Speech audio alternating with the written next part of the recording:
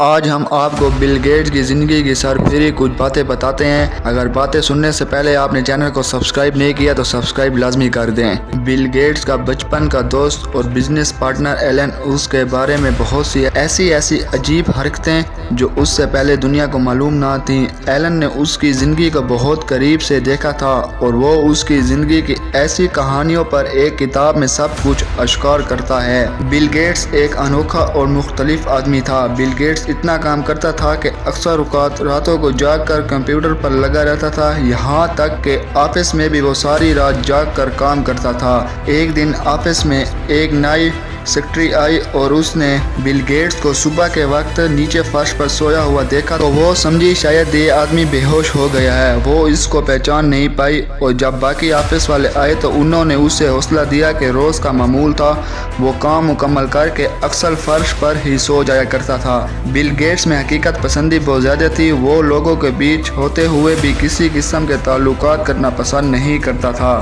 چمچے کانٹے سے کھانا، لوگوں کی طرح طرح کی بناوٹوں سے اسے چڑ چڑھتی تھی۔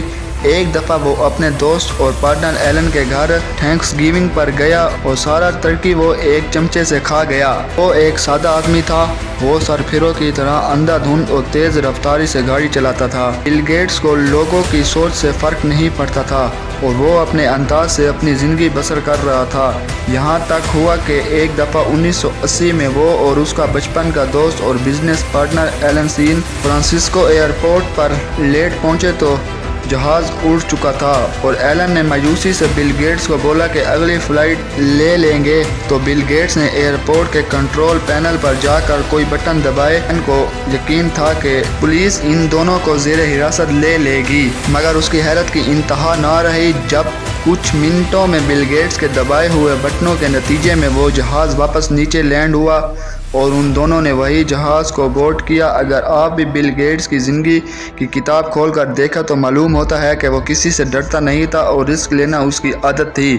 مائکروسافٹ جیسا سافٹ ویئر بنانا اور اس کو پوری دنیا کی ضرورت بنا دینا کوئی چھوٹی بات نہیں ہے۔ وہ ایک محنتی، انوکھا اور حقیقت پسند انسان تھا۔